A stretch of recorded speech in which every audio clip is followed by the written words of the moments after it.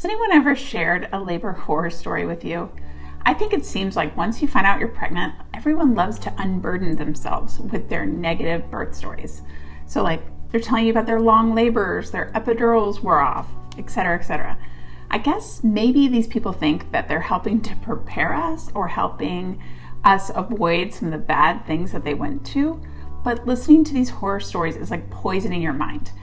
And listening to these negative stories is really the first of 5 behaviors that's increasing your fear of labor and birth. Now, I would love to share a couple suggestions on how to stop people from sharing these stories. But first, a quick intro. If we haven't met yet, my name is Alice Turner. I'm a birth doula, a Lamaze certified childbirth educator with over 17 years of experience teaching families and being with them right there in the labor and delivery room. Now, I have seen over the years that you can use this easy statement to really stop people from sharing their horror stories. So the next time someone starts to tell you their negative story, just say something like, I would love to hear your story, but can we just agree to share after I've given birth? The other strategy is just to say that you have to go to the bathroom and leave the conversation. Really, it's a super easy out and one that's really perfect for pregnancy. Now imagine if everyone told you how horrible some new restaurant in your neighborhood is. If all they talked about was like how bad the service is, how bland the food is, how uncomfortable the seats are. And all the people who had just fine experiences with this restaurant or even great experiences with the restaurant didn't share with you. You would probably find your trip to this upcoming restaurant like kind of in fear of what you're gonna get, right? It's the same with birth. Second behavior that's increasing your fear of labor and birth is something all of us have done. It's over-Googling. So we've all gone down the Google rabbit hole, right? Where you find something, there's something you want to find out about, maybe it's a little pain, something going on, and the next thing you know, you've diagnosed yourself with all the diseases, all the problems of pregnancy. I know I've done it. Please try to resist the urge to just Google it.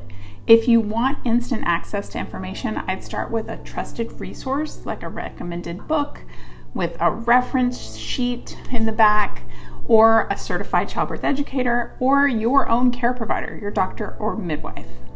Okay, this leads to the next behavior that's increasing fear of labor and birth, and that's reading the wrong books. So, okay, if you're thinking, I just told you not to Google something and to go look for a reference, and now I'm telling you not to read certain books, it might be a little frustrating, but let me explain. Some books have a tone of fear, and others just come from a different perspective. Now, many doulas and childbirth educators know and agree with me that there is one particular very popular book that, while it's immensely popular, the tone and just the organization of the topics in the book really increase fear with pregnant readers. Hit that like button if you're ready for my next 2 on my list.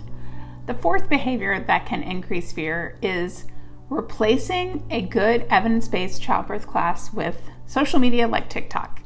Yes, I do have a TikTok account where I'm teaching about childbirth, but even if you watched all my videos on TikTok and YouTube, it would not substitute for quality childbirth education. And many people sharing their tips or their experiences on TikTok, they're not trained childbirth educators, and they're not necessarily really sharing evidence-based information. They are often sharing their own personal experience with birth, which, while it's valid, it's not necessarily common or something that is helpful and very likely can increase fear. Now, a great example of this recently is people talking about okra water on TikTok. Okra water has become this sort of mythical drink that is going to help reduce tearing and help induce labor. And the truth of it is that it's not based on evidence or research. And so while in this case it's probably harmless and won't necessarily increase fear, there might be, and definitely are, things on there that people are sharing that could be harmful for you. So really taking what you see on social media not as actual truth and filtering it to make sure that you're lowering those fears for labor and really going to good sources of information.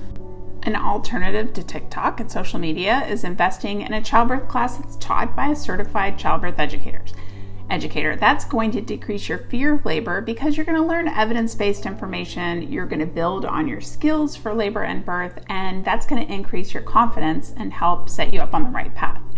So if you find this particular video and my teaching style helpful, I'd love for you to check out the Birth Toolbox online childbirth class that I teach. It's an on-demand course that's straightforward, no fluff. It's not your typical childbirth class, and I'm going to drop a link and a coupon in the description below.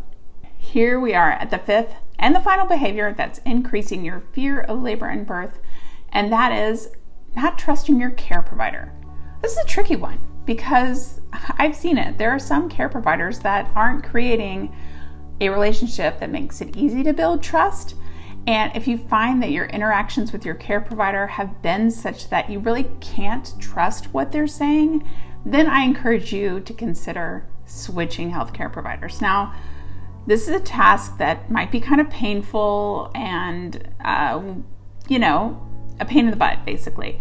But when you are in that vulnerable state of labor, you want to look into the eyes of your care provider and feel like you have trust in them. Now, we talked a lot about fears, but I think it's a perfect time to share a behavior that's going to lead to decreasing fears, and that is doing birth affirmations. Birth affirmations are like vitamins for your mind. Now, I've got 2 great videos to share with you. One is going to walk you through creating your own birth affirmation banner, and this one is a daily affirmation practice that just might become your next favorite video to prepare you for labor and birth. Thanks for watching, you guys, and I'll see you next time. Bye.